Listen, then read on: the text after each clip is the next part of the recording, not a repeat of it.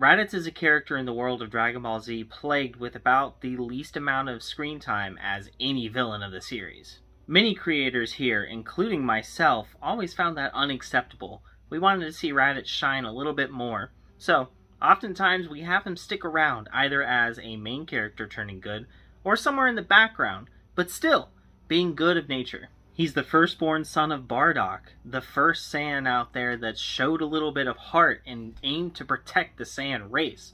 He's the brother of Goku, a very good-natured Saiyan, whether it be through a bump on the head or just his personality in general.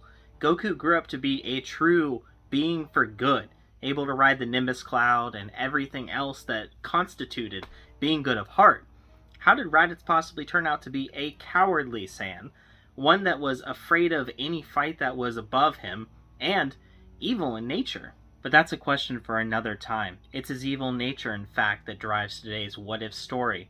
What if Raditz was turned into an android? This is a fan suggestion mentioned to me just days ago, and although I already had other ones in the works, it was one that really got me. It interested me quite a bit. So, if any of you have suggestions out there, make sure to let me know in the comments below. And don't forget to subscribe, that way you don't miss anything. And please leave a like as well, it helps the channel out immensely. Our story begins at the end of a battle, one that we are all familiar with, but one that went a little differently. You see, Goku and Piccolo fought Raditz.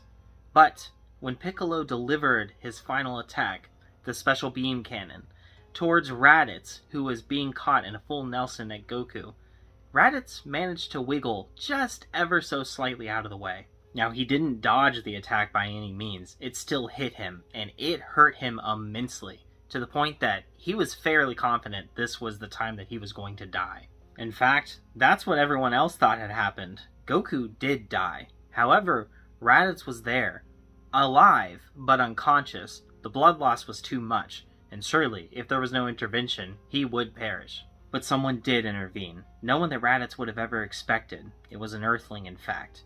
He was completely unaware of the situation that was occurring, fully unconscious when this being showed up, scooped him up, and just took him to his secret lair, a laboratory of sorts, and eventually he started to drift in and out of consciousness again. Whenever he did, he managed to make out words here and there. It was an older man, possibly even elderly, talking to himself, angrily pacing about this lab, making clattering sounds every step of the way.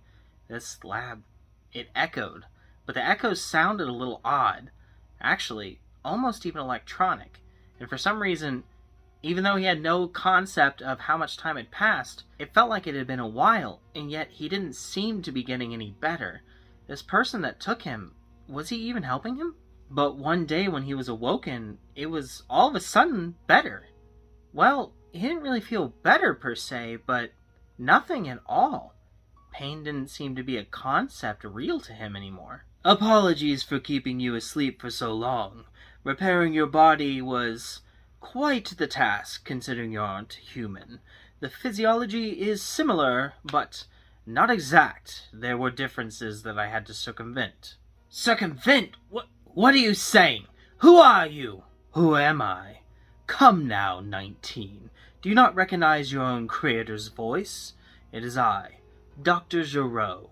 Out of the shadows stepped an individual that he didn't recognize even in the slightest, and yet at the same time felt completely compelled to respect and listen to the authority of. His instant urge was to blast this pesky human away, but he just couldn't do it.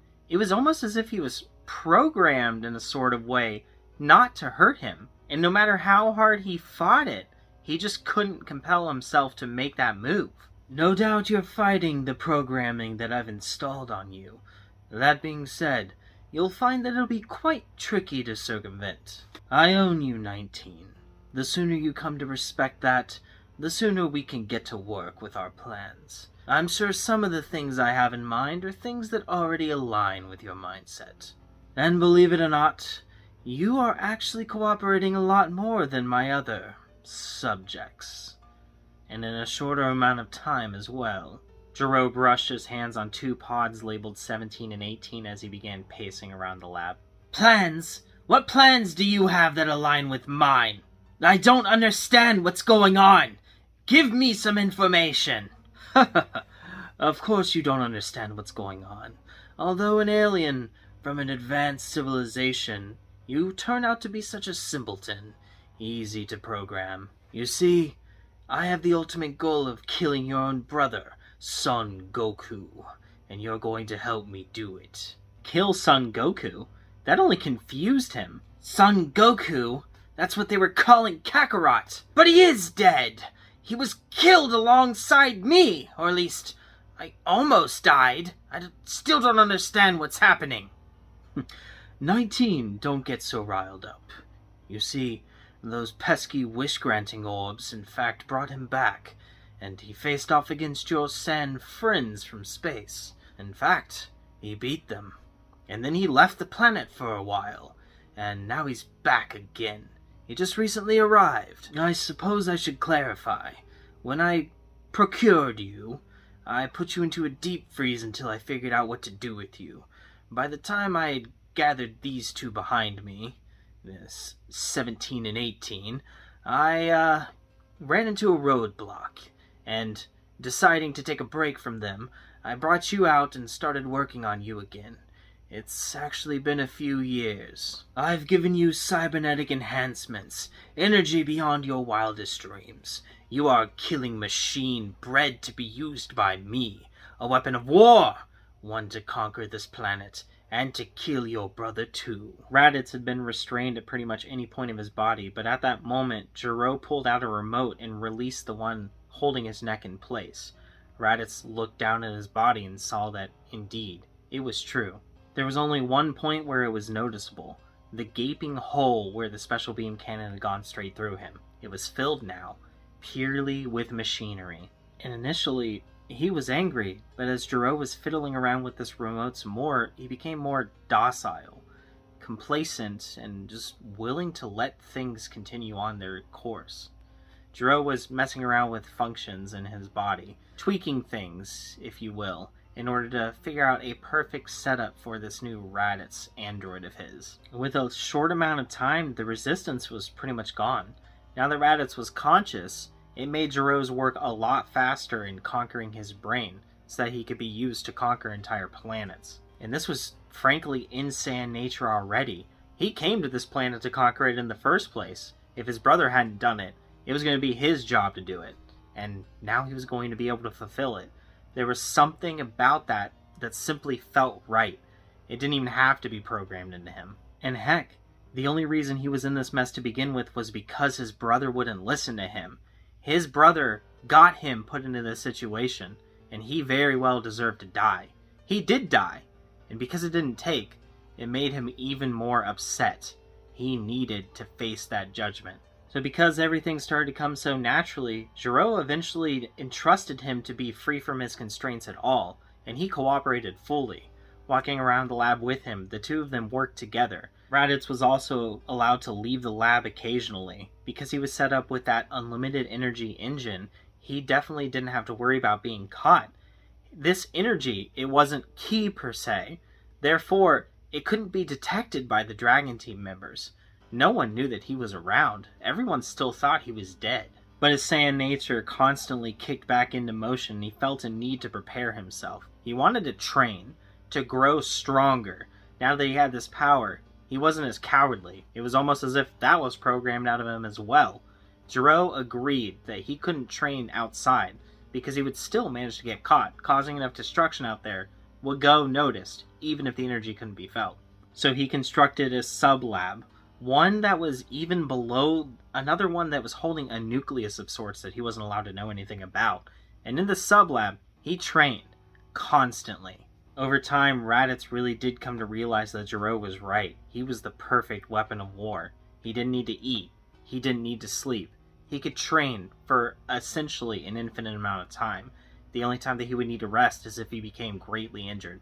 And when he became greatly injured, he only grew stronger through Zenkai Boost. Raditz's knowledge of Zenkai Boost was used to its full advantage, along with other Saiyan knowledge. There was even a gravity chamber put into this fighting area for him, and he pushed that to its limit. At first, 10 times seemed fine. It felt natural to him, but then it felt too weak. It needed to be more. 20, 50, 100 times, even beyond that. There seemed to be no limit to that as well. He was able to spiral the Zenkai boost upwards in seemingly an infinite rate. He even wondered if he could best the likes of Frieza at this point. Honestly, he had no concept of how strong he was compared to anyone else because he didn't have the opportunity to fight anyone anymore. Raditz grew anxious. He wanted to fight someone, anyone that could possibly put a challenge to him. He had no concept of how strong he was, and he needed to know. The Saiyan nature in him compelled him to fight someone, almost to the point that it was above his own programming. And one day, that's exactly what happened. His programming. It got superseded by his own will as a Saiyan warrior, and he realized that he was no longer under Gero's control anymore. He kept it to himself, though, knowing that Gero is a means to an end for seemingly infinite power. And Gero was none the wiser. For the person that called Raditz a simpleton, he seemed to be the clueless one now, fully unaware of what was really going on. More time passed, and the day of Gero's master plan finally arrived. Raditz was still going along with the ruse that he was under Gero's control, and he went along with everything. As it so turned out, they were going out for a fight, and not just fighting anyone, it was the Dragon Team. "Come now, 19. It is time to make our way to Minbo Island. My plan is finally coming to fruition." Raditz prepared to leave, but then he looked back and saw the unopened pods of 17 and 18. "Why aren't we going to wake them up? We could use their help. Those insolent androids aren't worth our time any longer, and we don't need them. You, 19, are the ultimate weapon. You alone could handle them. I trust that." "Yes, I suppose you're right, and I thank you for trusting me. It means the world." Raditz and Gero made their way to Minbo Island, and through a short amount of havoc, they came across Yamcha. Gero gave him a fatal injury, and as he was laying on the ground bleeding out, more Dragon Team members showed up to assist him. But of all the people that was there was only one that Raditz was truly interested in fighting. There, standing ready to fight, but surprised to see him, was his own brother, Kakarot. "Raditz? You're still alive? I mean, I would say it's good to see you, but based on these circumstances, it seems as though you haven't learned anything. Don't tell me I'm going to have to put a stop to you again." "Put a stop to me? You couldn't put a stop to me the first time, brother! Now, you don't stand a chance, and I'm here for my revenge." "That's enough, 19. I want Son Goku dead as much as you, but if you give in to your emotions, we will not succeed. I demand you stand down immediately." Raditz looked back at Gero. This was the moment that he had been waiting for. Killing his brother Kakarot, and he was being told to stand down, no matter what the reason. This was unacceptable. This was the last straw. "Silence yourself, old man. I have no use for you any further." Before Gero could truly even comprehend the fact that his own creation had disobeyed him, he was blasted away into nothingness by Raditz. And that's where we're going to be leaving things right now. If you like a story where things take a bit of a darker turn, check out this one where Chi-Chi becomes a Saiyan. And I'll catch you in the next one. Bye.